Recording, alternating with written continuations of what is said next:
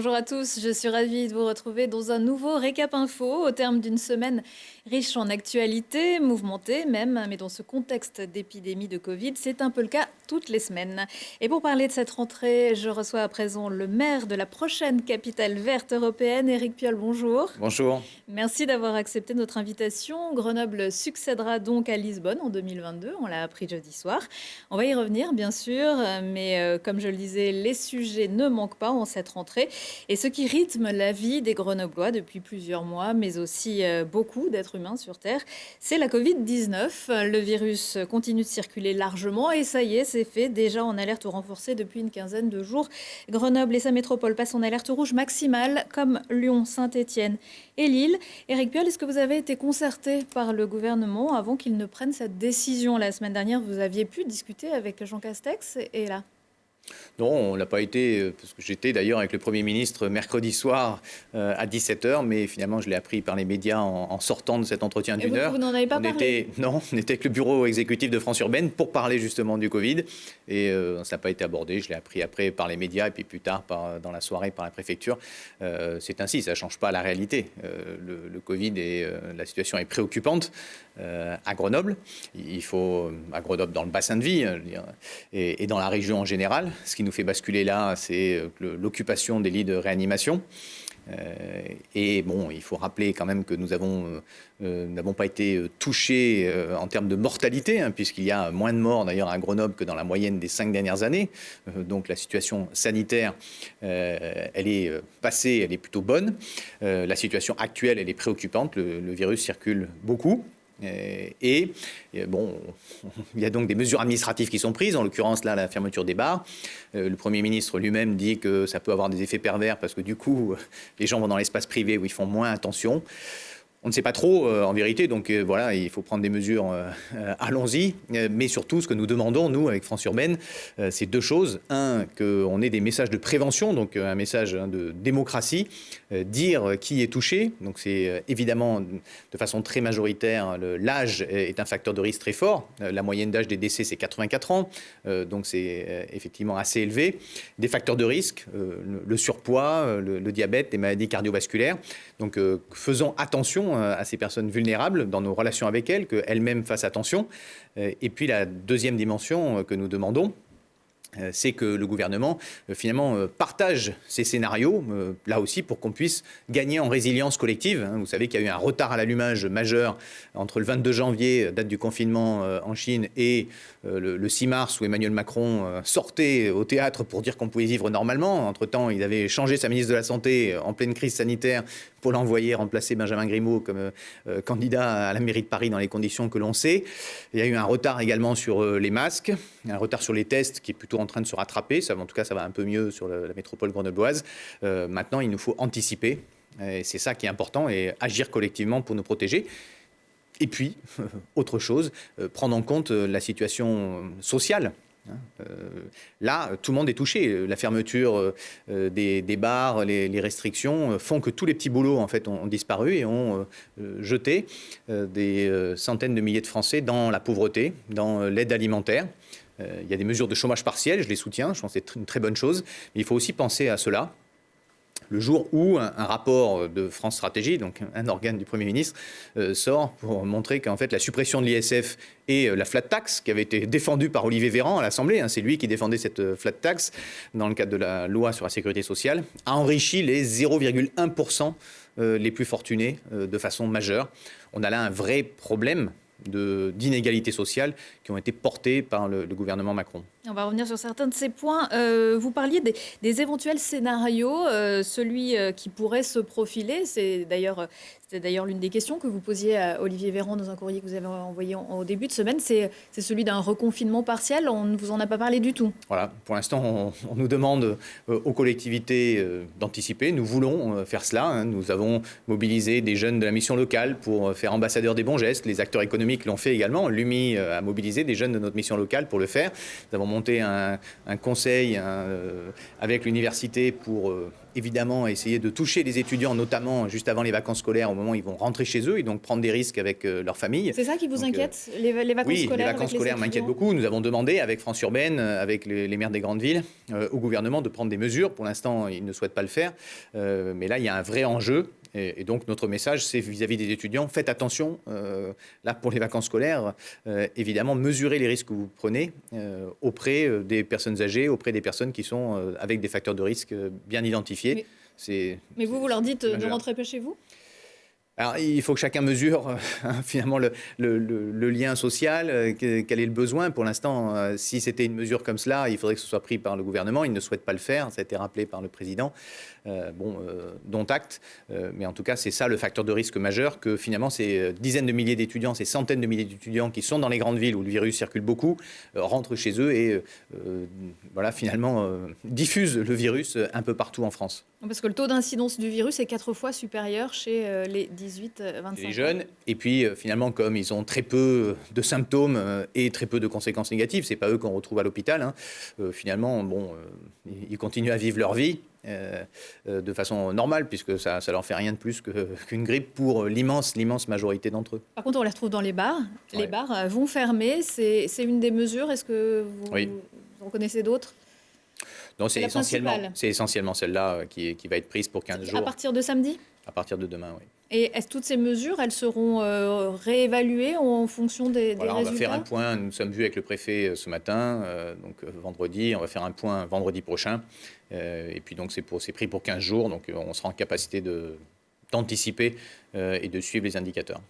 Pour vous, quel choix il faudrait faire si vous estimez que le gouvernement ne fait pas les bons choix? Et quand on rentre dans une gestion de crise, quand on y rentre en retard, en vérité, c'est très compliqué. Donc ce retard-là qui a été pris, on l'a suffisamment vu avec quand Agnès Buzyn est sortie du gouvernement et qu'elle s'est un peu épanchée sur comment la crise avait été gérée, c'est très compliqué.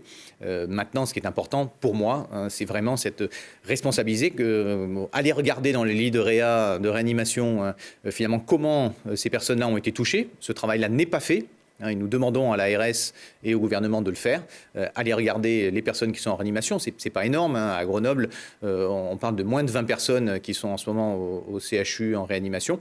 Qu'on regarde comment ils ont été touchés pour aller faire de la prévention dans les endroits où se fait cette contamination, plutôt que de prendre des mesures administratives qui vont être de plus en plus sévères, avec des conséquences sociales majeures, des conséquences pour notre santé mentale aussi extrêmement fortes, et dont on ne sait pas. C'est le Premier ministre lui-même qui le dit. Bon, on est obligé de les faire parce qu'il faut bien qu'on fasse quelque chose, mais d'un autre côté, ça peut avoir des effets pervers. Donc ça peut avoir des effets positifs comme négatifs. Bon, allons-y, mais faisons ce travail de grâce, vraiment, faisons ce travail de prévention et d'analyse. Pour vous, on balaye un peu trop large En tout cas, on ne balaye pas précisément d'abord. Donc, si on pouvait faire les deux, freiner la circulation du virus et faire de la prévention majeure aux endroits les plus dangereux, ça me semblerait plus logique et finalement sans doute mieux accepté et mieux compris par la population. Et vous aviez annoncé en septembre la création d'un comité scientifique local. Où en est-on ? Oui, il est effectivement en train de se mettre en place. On a monté le comité avec les étudiants. On monte un comité citoyen. Cette dimension démocratique est là. Et un comité transdisciplinaire parce qu'il nous faut regarder tous les aspects de la crise. Pas que la dimension purement sanitaire, mais également les conséquences pour la crise sociale. C'est pour ça que nous avons demandé au gouvernement de mettre en place un RSA pour les jeunes. Tous ces jeunes qui vivaient parfois de petits boulots, serveurs ici, ou qui pouvaient donner quelques cours de yoga ici ou là, tout ça a disparu et a plongé des centaines de milliers de personnes dans la pauvreté en France. Et l'idée d'un comité scientifique, c'est de peser sur les décisions gouvernementales ou de dire qu'au niveau local... Clairement, ça ne pèse pas. Ça a été dit. On fait de la concertation, mais il faut que les mesures soient pareilles partout en France. Voilà. Donc à partir du moment où le Premier ministre nous dit les mêmes indicateurs doivent mener aux mêmes mesures, donc voilà, ce qui est important, c'est qu'on a retrouvé un espace de dialogue, c'est déjà positif. Donc il faut plutôt se réjouir du dialogue, ça ne veut pas dire pour autant que derrière les mesures changent, mais au moins on discute. Beaucoup d'événements sont évidemment impactés, les annulations s'enchaînent. Concernant les événements gérés par la ville, on pense au marché de Noël qui doit avoir lieu fin novembre, qui doit débuter fin novembre. Qu'en est-il ? Est-ce qu'il aura bien lieu ?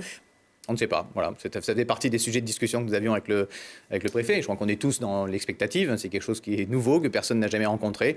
Donc pour l'instant, notre souhait, évidemment, c'est de le maintenir. C'est un poumon économique extrêmement fort, quelque chose qui est attendu, qui est aussi l'esprit de fête. Et nous avons besoin collectivement de cet esprit de fête. Mais évidemment, on regardera la situation sanitaire à ce moment-là. Donc pour l'instant, on continue. Et puis on dialoguera avec la préfecture ou l'échelle nationale pour voir quelles mesures doivent être prises et si on peut le maintenir à ce moment-là. Si les restrictions sanitaires étaient telles au mois de fin novembre qu'elles le sont aujourd'hui, on ne pourrait pas le maintenir. Probablement que non. La foire, vous voyez, a été annulée. La foire a été annulée. Plus près de nous, les rencontres Ciné-Montagne, les 22e rencontres Ciné-Montagne qui se dérouleront du 3 au 7 novembre. Le format a été modifié, exit le Palais des Sports. Les films seront projetés dans une quinzaine de salles. Est-ce que c'est raisonnable de maintenir un tel événement ? Tant que les cinémas restent ouverts, avec les mesures sanitaires, les mesures de distanciation physique appropriées, ça veut dire que ça passe. La bascule, pour nous, c'est important effectivement de quitter le Palais des Sports parce que là, on ne va pas dire 4000 personnes, venez, même en prenant vos distances ou même en réduisant la jauge à 1000. Il y a un moment, ça n'a pas de sens. Il faut qu'on soit cohérent, nous, dans l'action publique.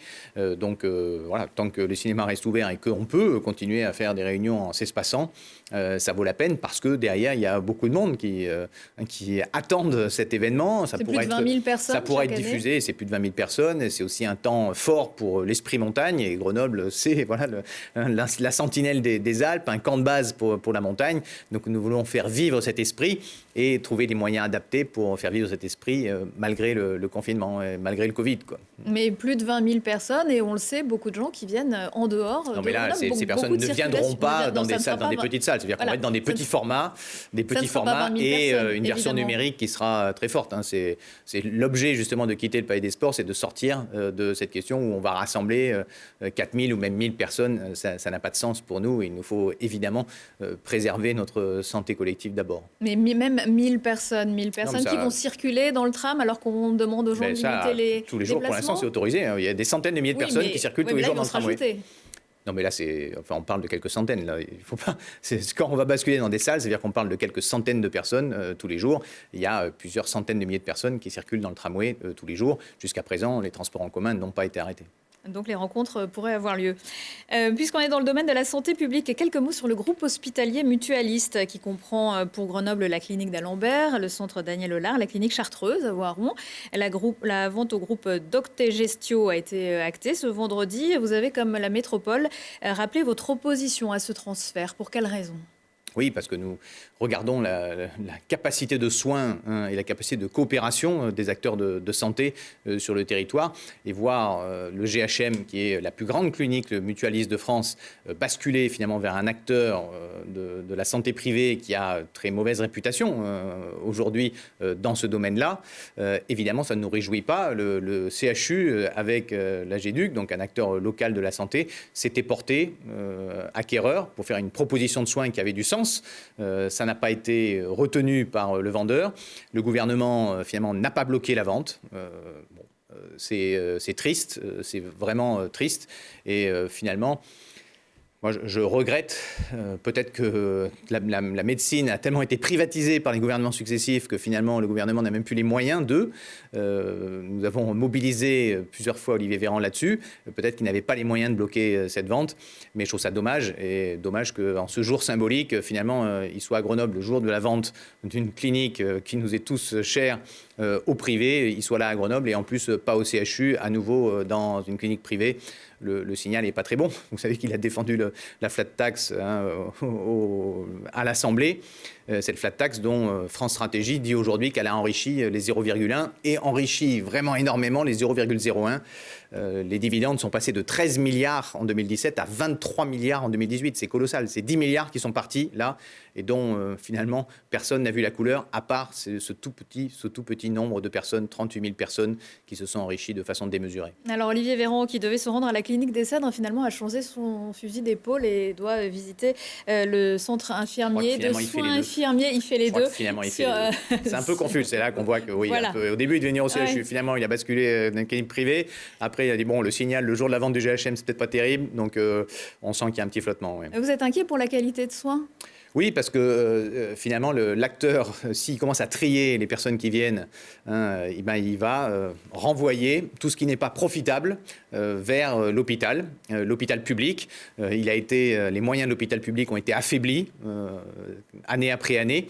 On a vu cette mobilisation du personnel hospitalier qui est à bout de souffle. Et finalement, là, on va rajouter une couche sur une situation qui est déjà dramatique, avec en plus le Covid qui les touche, mais qui épuise les équipes, littéralement. En tant que maire de Grenoble, vous êtes aussi président du directoire du conseil de surveillance, du CHU. Bernard Ben Saïd, le président de Doctegestio, dit qu'il a cherché à vous rencontrer, vous contacter à de nombreuses reprises et que vous ne lui avez jamais répondu. Oui, nous ne souhaitions pas, effectivement. Nous avons manifesté dès le début avec le président de la métropole, avec le président du département, que nous ne souhaitons pas leur arriver. De même que donc, nous avons leur avons écrit même pas pour discuter dire avec lui. Il y a un moment où, quand on porte une offre qui est une offre publique et privée, mais une offre de coopération avec le CHU et la GEDUC, nous portons cette offre-là. C'est pas pour laisser croire que finalement on serait prêt à discuter d'un bon œil avec un acteur qu'on ne soit pas arrivé. Bon, après, advienne que pourra, manifestement c'est fait. Il faudra faire au moins pire pour les salariés du GHM, pour les usagers du GHM et pour le CHU et le monde hospitalier autour. Parce que le CHU sera peut-être amené à travailler aussi avec cette équipe. Travaillera, enfin les acteurs de soins, ils travaillent. Et si le Covid a amené quelque chose, c'est que maintenant nous avons cette plateforme, nous avons avec le CHU coordonné les acteurs de soins, y compris la médecine de ville. Et nous souhaitons d'ailleurs développer cette coopération entre la médecine publique, la médecine privée et la médecine de ville. Ça, c'est important. C'est un des grands facteurs de la santé de demain. De même que le deuxième grand facteur, c'est la santé préventive. Plutôt que de faire que du pur curatif, investissons aussi sur la prévention pour éviter de tomber malade plutôt que de réfléchir toujours à comment on va se soigner. Toujours sur le dossier du groupe hospitalier mutualiste, plusieurs collectifs de personnel, d'usagers, de riverains opposés à cette vente vous ont demandé ainsi d'utiliser votre droit de préemption pour empêcher la vente. C'est celui de la métropole, oui, c'est le droit de préemption, c'est celui de la métropole. Il faudra qu'effectivement la métropole regarde si elle peut préempter, dans quelles conditions. Ça ne va pas freiner. Ça peut se faire après la vente.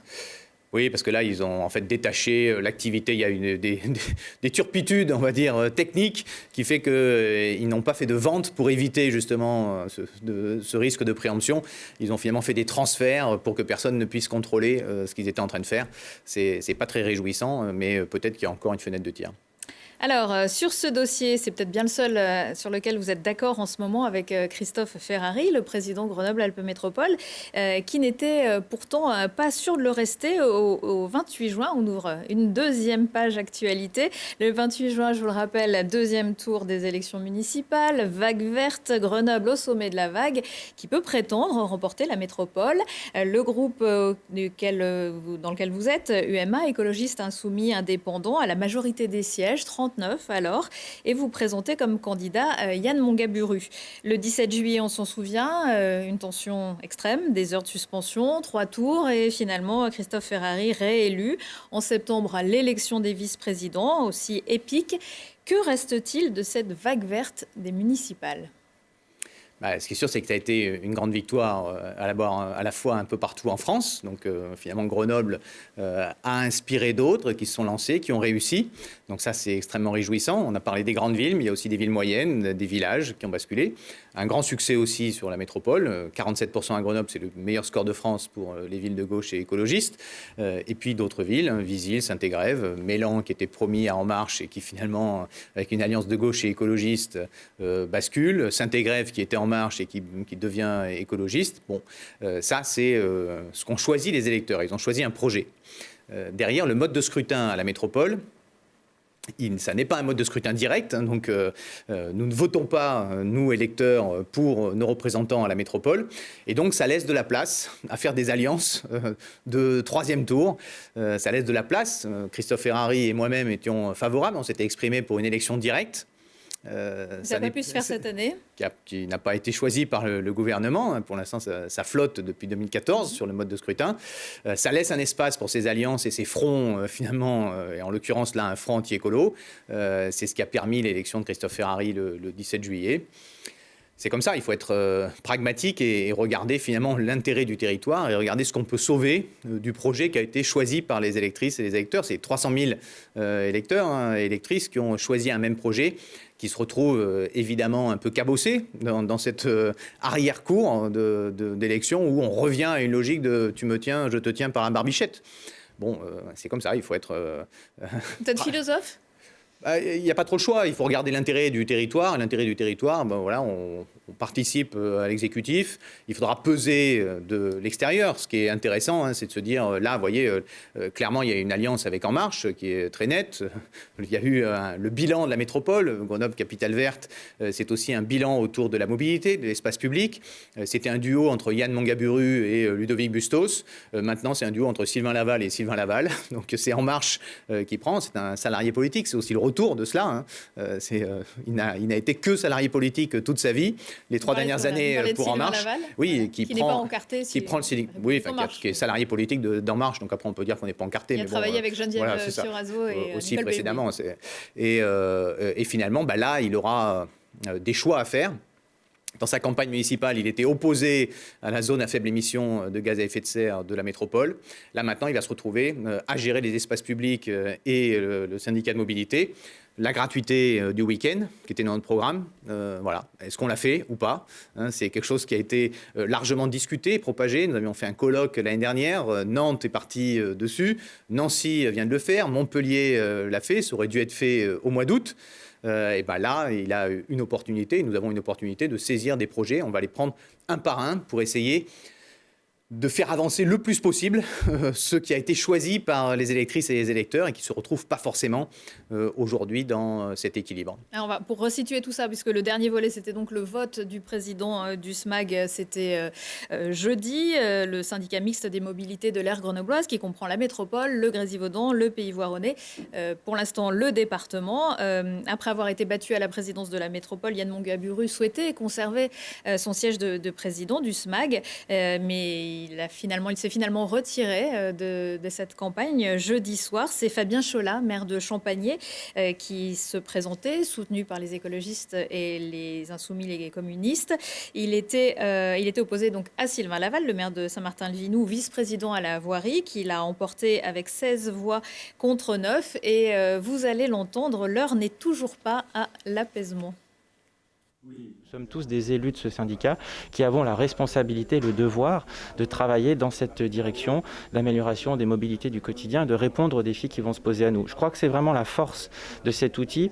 Nous sommes ici au SMAG, nous ne sommes pas au sein de l'hémicycle métropolitain. À titre personnel, j'en suis très heureux et je pense qu'il va falloir que nous continuions à avancer dans ce sens et savoir dépasser cela parce que dans le fond, ce que les habitants et les usagers du quotidien nous demandent, c'est de travailler dans l'intérêt général du territoire. Et nous l'espérons demain aussi d'autres territoires, des départements actuellement en partie. Nous espérons qu'il consolidera ses positions et puis demain aussi, nous le souhaitons, la région. On est vraiment sur la construction d'un projet collectif par rapport aux enjeux, aux défis qui se présentent à nous. Le président de la métropole a demandé que je retire ma candidature pour permettre à ce qu'il y ait une candidature de compromis qui puisse se construire. Le président de la métropole, malgré mon retrait, n'a pas souhaité qu'il y ait une candidature consensuelle, alors que nous avions réussi ces 40 dernières années à toujours avoir des présidences élues à l'unanimité, faisant à la fois le consensus des élus métropolitains et ceux des élus des territoires voisins. On n'a pas souhaité présenter de nom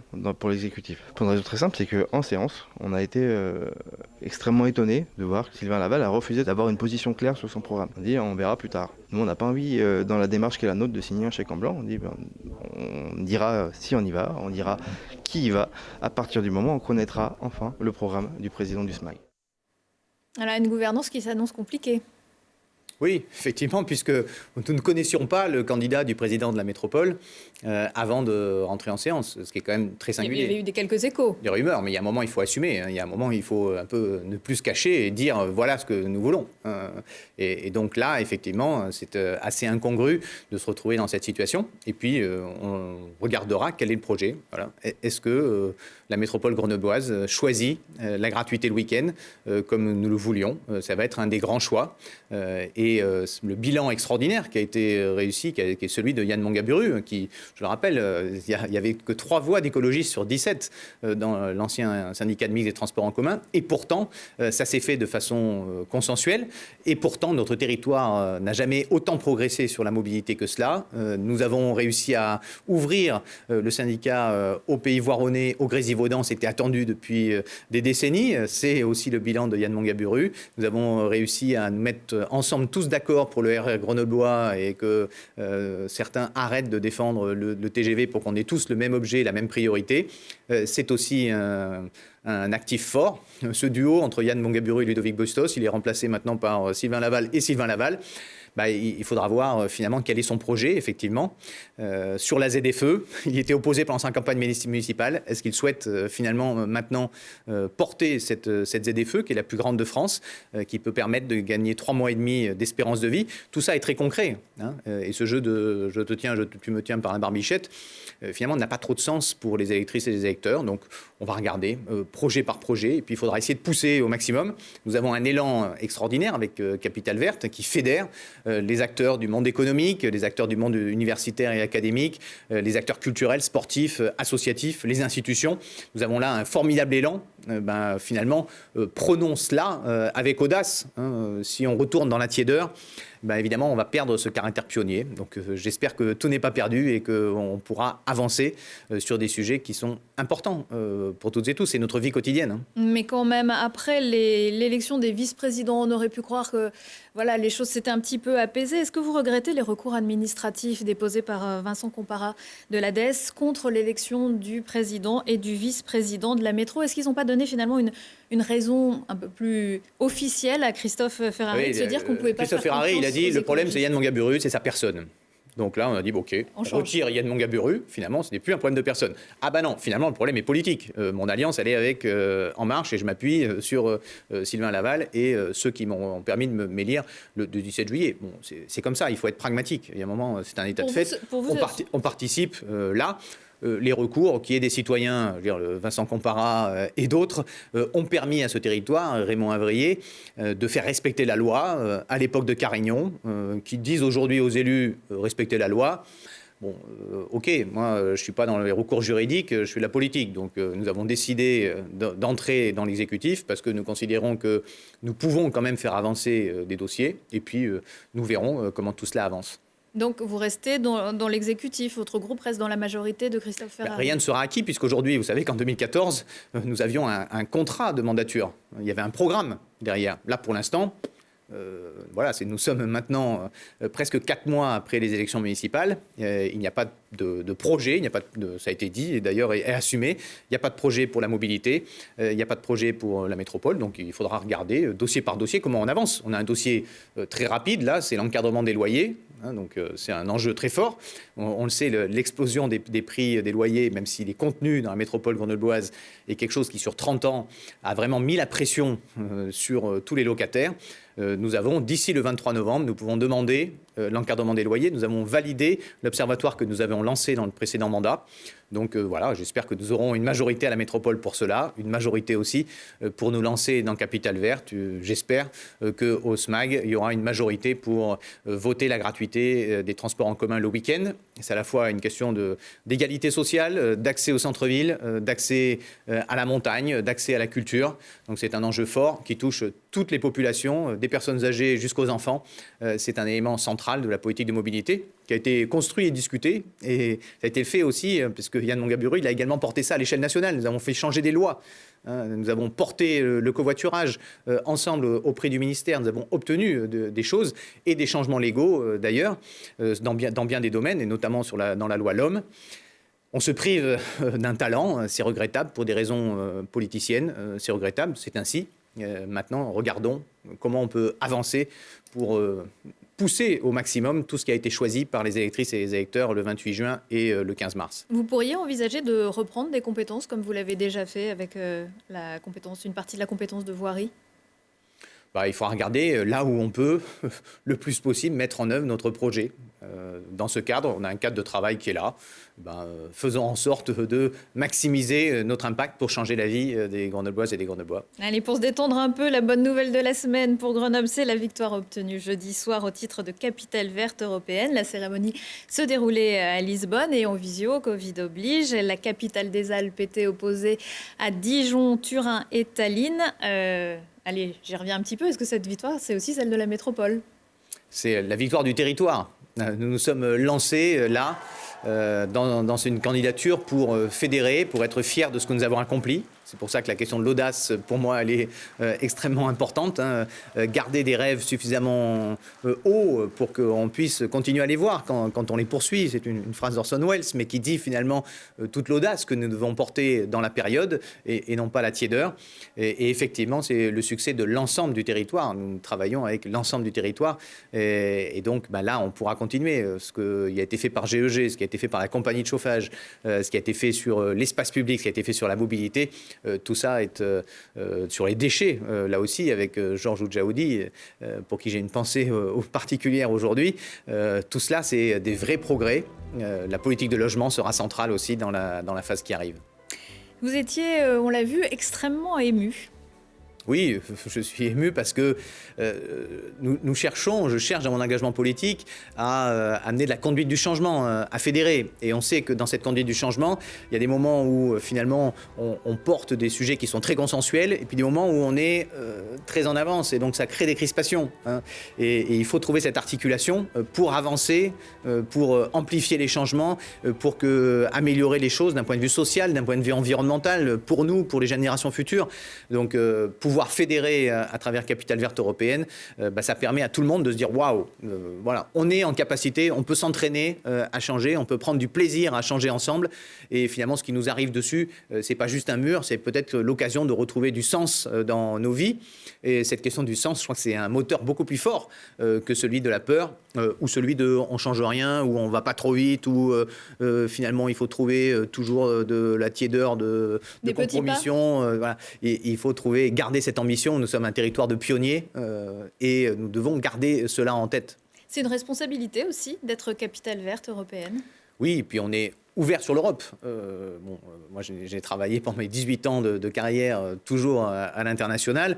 Je crois que c'est le cas de nombreux Grenoblois, à la fois ceux qui sont venus de l'extérieur pour faire Grenoble, comme moi, mais d'autres qui sont venus de plus loin.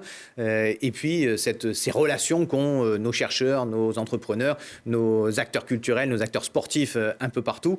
Donc oui, se dire qu'on va accueillir un peu partout, discuter, être un lieu de débat, un lieu où on va phosphorer sur quel changement conduire. Avec la Biennale des villes en transition, nous avons accueilli en 2019 55 villes du monde entier, de plus de 20 pays différents. Ça veut dire que nous sommes là en capacité d'être un lieu de dialogue, un creuset, où on invente des choses, on garde ce caractère pionnier. Et évidemment, ça donne de l'énergie, ouais. Si finalement, on a l'impression que le Grenoble bashing, s'il existe, il existe juste à Grenoble. Il existe beaucoup à Grenoble, bien sûr, parce que c'est des intérêts politiciens qui ont conduit cela, le Grenoble bashing. Alors, pendant les périodes de campagne, ça va très fort. Et puis, ça a été vécu par mes prédécesseurs aussi. J'ai retrouvé là une couverture de Paris Match qui date de juste avant les élections municipales de 71, où c'était Grenoble, capitale de la peur. Ça, c'était la première page de Paris Match en 71, avant l'élection d'Hubert Dubedou. Donc, en 2008, Michel Destot avait vécu cette couverture de Libération Grenoble-Chicago. Bon, on vit cela. Là, on est en début de mandat, donc peut-être que les choses peuvent un peu s'apaiser. On peut mettre de côté le Grenoble bashing et puis ils reviendront à la charge en 2025 avant les élections de 2026. Moi, espérons cela. J'y reviens un petit peu. Le Grenoble bashing, le grand moment du Grenoble bashing, c'était l'épisode Mistral, fin août, début septembre, qui a ouvert le dossier de la sécurité à Grenoble. Tout a commencé par la diffusion sur les réseaux sociaux d'images montrant des dealers lourdement armés, exposant leurs produits stupéfiants et participant à une vente à quelques mètres d'un jardin d'enfants. Et puis le ministre de l'Intérieur, Gérald Darmanin, qui demande au préfet d'intervenir. Vaste opération de police, sous l'œil des caméras, une poignée d'interpellations. Vous aviez parlé, Éric Piolle, à l'époque de plan com, dénoncer une opération qui stigmatisait le quartier. Et puis finalement, on a parlé d'un clip vidéo de rap. Corbac Oud, le garçon de 16 ans qui s'y illustre, a finalement été interpellé, placé en garde à vue. Consommateur régulier de cannabis déscolarisé, il a reconnu avoir ponctuellement participé au trafic dans l'agglomération grenobloise, notamment en faisant le guetteur sur le point de deal de l'Alma. Pour le procureur de la République, Éric Vaillant, il apparaît qu'il n'a pas pu réaliser son clip sans que des trafiquants de drogue de Mistral n'y soient d'une manière ou d'une autre impliqués. À la suite de cette affaire, vous avez demandé à être reçu par le ministre de l'Intérieur, Gérald Darmanin, et vous a finalement accueilli, place Beauvau, et vous avez obtenu des renforts de police. Rappelez-nous combien ? Oui, bon, 3%. C'est toujours mieux que rien, mais effectivement, c'est important. Nous demandons de revenir, nous, aux effectifs de 2002. Les policiers travaillent dans des conditions très difficiles. Ils ne sont plus assez nombreux pour assurer la sécurité du quotidien. Et ils ne sont là que sur des grosses opérations d'interpellation. Et c'est un problème pour eux, pour leur image sur leur travail. Et puis parce que la situation, la société ne va pas mieux en 2020 qu'elle n'allait en 2002. Donc, il nous faut remonter à ces effectifs, retrouver aussi la police de proximité. Ça, c'est évidemment notre volonté. Donc quand je vois un ministre de l'Intérieur qui me dit que oui, lui, avec ses petits bras, jamais une politique répressive n'a été mise en œuvre en France, ça me fait sourire parce qu'il est quand même successeur de Nicolas Sarkozy qui avait dit la même chose. Donc ces politiques de coup de menton qu'on a vu avec Nicolas Sarkozy, avec Manuel Valls, qu'on voit aujourd'hui avec Gérald Darmanin, sont des politiques qui pour moi sont laxistes puisqu'en fait on ne fait que de la com'. Et à dire à chaque fois, ça ne se reproduira plus, c'est inacceptable, tolérance zéro, machin. Mais finalement, le terrain les contredit tous les jours. Et on met en scène l'impuissance de la République face à la question du trafic. Et on met en scène des inégalités territoriales très fortes. Donc je me battrai contre cela. Et puis, si nous avons un consensus, c'est qu'il reconnaît lui-même qu'il est en échec face au trafic de drogue. Ça, nous le reconnaissons tous. La France est en échec face au trafic de drogue, face à la consommation de drogue aussi, d'un point de vue sanitaire. Donc il faudra que la France évolue sur ce sujet. Le président de la région Auvergne-Rhône-Alpes, Laurent Wauquiez, a proposé de donner à la ville 2 millions d'euros pour acheter des caméras de vidéoprotection. Vous avez refusé. On écoute sa réaction. Je rêverais qu'il entende. Surtout, je ne comprends pas sa position. C'est juste du bon sens. Et il faut laisser de côté toutes les différences politiques. On a une question d'insécurité. Et 70% des gens sur Grenoble disent « on aimerait que la sécurité s'améliore ». Et la réponse qu'il me fait, c'est si on met des caméras, ce sera uniquement pour verbaliser les voitures polluantes. Mais utilisez les caméras pour autre chose, monsieur le maire. Vous pouvez le faire pour ça, mais utilisez-le surtout sur les problématiques de délinquance, d'agression, sur les problématiques d'insécurité. Et je ne comprends pas cet entêtement et cette idéologie. Je trouve vraiment que c'est une position absurde qui n'a pas de bon sens. Donc, il le sait, hein, moi j'ai tendu la main, j'essaye de travailler avec tout le monde, quelles que soient les sensibilités politiques. Dans notre région, on doit pouvoir travailler en commun. J'aimerais vraiment qu'il entende ce message. Sinon, je crains que ce soit les gens qui lui disent, et de plus en plus fort, parce que cette dégradation, elle est évidente. Et il y a des moyens. Et un maire peut agir. Et il ne faut pas se contenter d'aller à Paris pour dire « c'est pas mon sujet, c'est au ministère de l'Intérieur de faire ». Tout le monde peut faire. Et on a tous une petite part du chemin à faire pour lutter contre l'insécurité. Éric Piolle, 2 millions d'euros quand même, ça ne se refuse pas? Oui, bon, il est en campagne, Laurent Wauquiez, hein, donc il fait comme d'habitude, finalement, beaucoup de flancs. Derrière, nous abordons les choses non pas avec idéologie comme il le dit, et non pas en disant que ça n'est pas notre sujet, en disant juste, comme le dit France Urbaine, comme le dit Gaël Perdriau, qui est notre président de la commission sécurité à France Urbaine, et comme le dit d'ailleurs Gérald Darmanin, l'affaire des trafics, c'est l'affaire de l'État. Nous devons coopérer. Nous demandons d'ailleurs à participer, nous les maires des grandes villes, aux stratégies de sécurité, à participer plus. Nous demandons l'accès aux fichiers. Nous avons équipé nos policiers de caméras piétons. On a attendu 1 an que les décrets sortent. Sur les fichiers, l'accès aux fichiers, pareil, nous attendons encore les décrets. Donc nous sommes là engagés concrètement. Mais par contre, cette mise en scène, hein, le bon sens, il faut regarder les études sur la vidéosurveillance, à quoi elles servent. Elles servent aujourd'hui un tout petit peu à l'élucidation. Elles ne servent pas, malheureusement, à la dissuasion. Donc elles ne servent pas, ce n'est pas des outils de prévention, hein, ce n'est pas des outils de vidéoprotection, non. Elles servent à l'élucidation pour 3% des cas, même à Nice, où il y en a pourtant partout. Donc le bon sens, c'est de regarder les études scientifiques sur les caméras. Et c'est ce que nous faisons. Nous mettons des caméras de vidéosurveillance dans les transports en commun, dans les halls d'immeubles, dans les bâtiments publics, là où les études nous montrent que oui, il y a un effet. On est très pragmatique sur le sujet. À l'occasion de cet épisode de Mistral, tous les médias de France ont eu les yeux braqués sur Grenoble, sur vous. Ça permettait aussi de parler d'autres choses du Covid. Nous ne sommes que journalistes après tout. Pour quelqu'un qui envisage une posture nationale, une candidature aux élections présidentielles en 2022, ça fait quand même un sacré coup de projecteur. ce Grenoble bashing et ces thématiques de sécurité qui étaient à Grenoble mais qui se trimballent, hein, qui étaient à Lyon, qui étaient à Toulouse, qui étaient à Nice. Donc ça se trimballe de quartier en quartier. Et puis le ministre de l'Intérieur, il se promène en disant ça ne se reproduira plus. C'est très pauvre en vérité comme débat public. Là où notre voix porte à Grenoble, là où ma voix porte aujourd'hui dans le débat national, c'est finalement sur notre capacité à proposer un projet de société qui est suivi par une majorité de gens, quelle que soit d'ailleurs leur appartenance politique. Pour la plupart, ils d'ailleurs n'ont pas d'appartenance politique, ni forcément de culture politique, mais on regarde comment on change la vie des gens et comment on propose finalement quelque chose qui correspond aux enjeux aujourd'hui en matière de logement, de santé, d'alimentation, de mobilité. Bref, des choses qui touchent à la fois notre pouvoir d'achat, les émissions de gaz à effet de serre, la façon dont nous vivons et dont nous vivons ensemble, qui sont extrêmement concrètes. Et c'est ça qui peut-être permet d'avoir une voix plus forte et de s'attacher à construire un collectif qui puisse faire autre chose qu'un duel Macron-Le Pen en 2022. Voilà, mais ce que je veux dire, c'est qu'à cette occasion, vous avez pu avoir la parole dans les médias pour je l'avais bien avant et sur des sujets plus positifs. Quand on a vu ce qui s'est passé en juillet ou sur Capital Vert, nous avons la parole sur des sujets bien plus positifs que ceux qu'on veut bien... Et justement, sur ces sujets bien plus positifs, vous avez été interrogé sur un certain nombre de sujets à rayonnement national. Vous attendez les élections régionales pour confirmer votre candidature aux élections présidentielles ? C'est surtout que ce n'est pas le sujet. Le sujet aujourd'hui, c'est de se dire comment on crée un collectif derrière un projet de société, de cet arc humaniste qui va très, très largement rassembler des partis politiques écologistes de gauche, mais également la société civile, des syndicats, et qui est en capacité de donner un débouché politique à ce qui est une majorité culturelle, je crois, dans le pays, de gens qui n'ont plus envie de se faire rouler dans cette machine néolibérale qui fait que les plus riches s'enrichissent toujours plus, que les indicateurs en matière de climat se dégradent et que finalement on a l'impression d'être broyé dans une machine qui broie la planète, mais qui broie aussi les humains et qui crée de plus en plus d'inégalités sociales. Il y a un chemin qui permet à tout le monde d'être reconnu dans la société pour sa contribution, quels que soient les moyens d'agir de chacun. Et c'est ça que nous cherchons à porter. Nous sommes nombreux à porter cela aujourd'hui collectivement. La question n'est donc pas de savoir si ce sera vous et Yannick Jadot, mais plutôt votre collectif ou celui Yannick Jadot. Ce sera notre collectif. Yannick fait partie de ce même collectif. Ce sera ou bien notre espace politique. L'espace politique qui va être segmenté grosso modo en trois. Une droite de repli sur soi, un monde néolibéral sécuritaire qui s'affirme de plus en plus.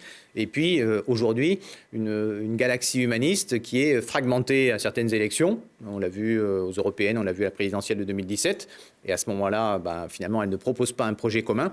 Et qui, quand elle propose un projet commun, comme on l'a vu au municipal, à Bordeaux, à Strasbourg, à Lyon, à Poitiers, à Annecy, à Marseille, finalement, suscite une adhésion forte, suscite un élan, suscite une envie de contribuer, de participer, une envie de regarder l'avenir comme quelque chose de désirable et pas juste comme en ayant peur pour nous et pour nos enfants. Un sujet qui fait également parler, c'est votre opposition à la 5G. Il a suffi d'une petite phrase.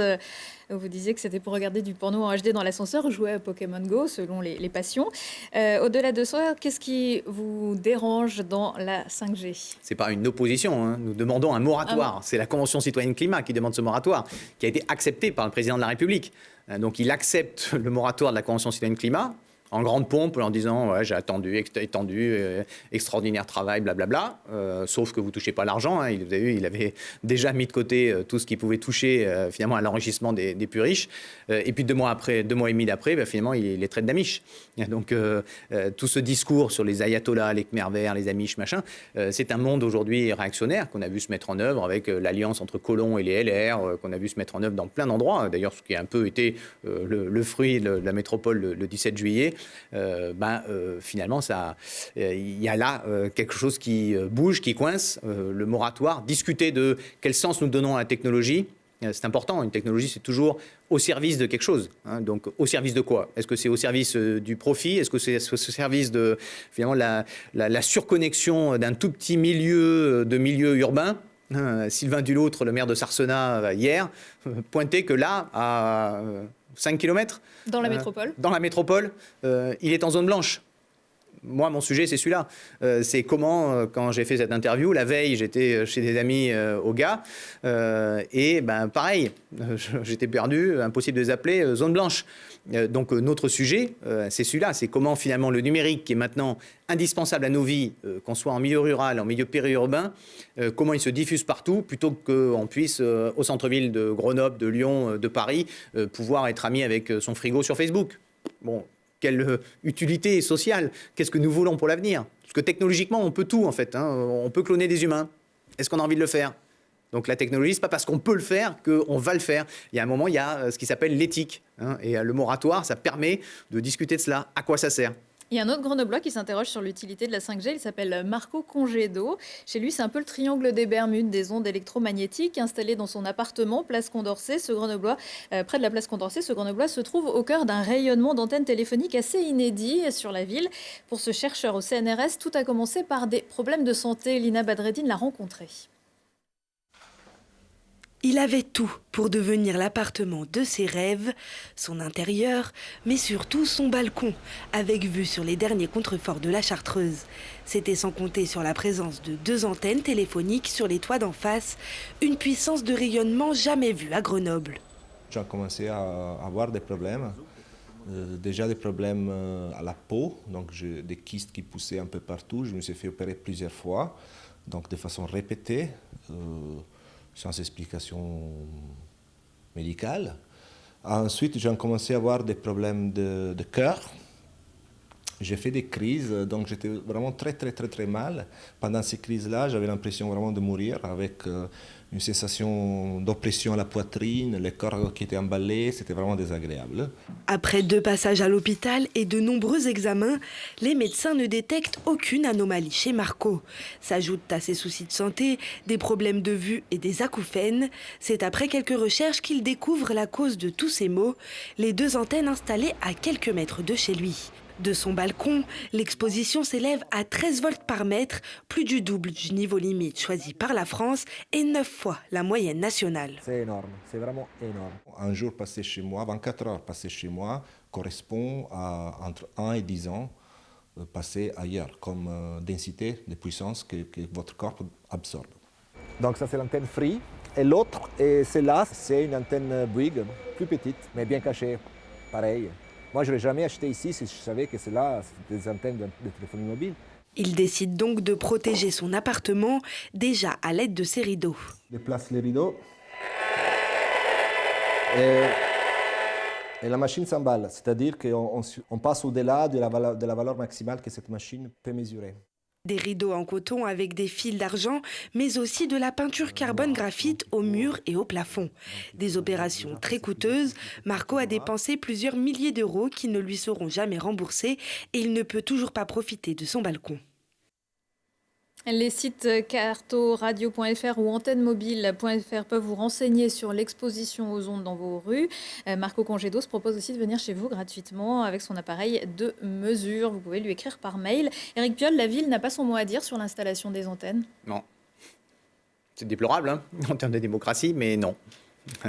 En 2014, quand nous avons modifié le plan local d'urbanisme pour augmenter la pleine terre, limiter les hauteurs, nous avions également protégé les établissements sensibles des antennes mobiles. Nous avons été attaqués par les opérateurs et ils ont gagné parce que les gouvernements successifs ont fait le choix de laisser le libre cours à cette technologie qui est par définition forcément bénéfique pour les technoscientistes, mais peut-être qu'en fait, on devrait réfléchir. Alors là, c'est un cas très particulier. Un cas extrême. Un cas extrême, évidemment. C'est des cas dramatiques. Il en existe un peu partout. Mais au-delà de ça, c'est finalement le contrôle aujourd'hui des maires sur les antennes. Voilà, c'est interdit. De même que, vous savez qu'on a privatisé et donné donc aux opérateurs privés les zones les plus profitables, et puis on a laissé au public de dire bon bah le numérique finalement pour le périurbain et le milieu rural, ça sera pour le public. Pour moi c'est un scandale. C'est comme quand on vend les autoroutes, finalement nos activités de réseau c'est des biens communs, nous devrions les contrôler. Il n'y a pas de raison qu'on enrichisse finalement des opérateurs privés et que derrière, on doit payer, nous, uniquement pour les zones qui ne sont pas rentables pour eux. C'est pas ça, en fait, l'équilibre public-privé, c'est pas ça. C'est pas la privatisation des profits et puis derrière, le reste doit être financé par l'impôt. Ça ne devrait pas marcher comme ça. Le prochain conseil municipal, c'est pour quand ? Maintenant, ça va être pour début novembre de mémoire. Comment ça se passe la cohabitation avec Alain Carignon ? Bon, on ne cohabite pas, on est opposés. Voilà, on est opposants. Lui, il est dans la minorité. Hein, voilà, il a fait le plus bas score de toute la droite de toute la Deuxième Guerre mondiale. Je ne suis pas remonté au-delà. Il a toujours les mêmes méthodes. Donc voilà, il vit sa vie et je ne m'en occupe pas. Je préfère m'occuper des Grenobloises et des Grenoblois plutôt que de répondre à ces polémiques permanentes. Merci beaucoup Éric Piolle d'avoir participé à ce récap info. Merci beaucoup à vous. Vous pouvez retrouver cette émission samedi à 13h et en replay sur télégrenoble.net. Excellent week-end à tous et à très bientôt.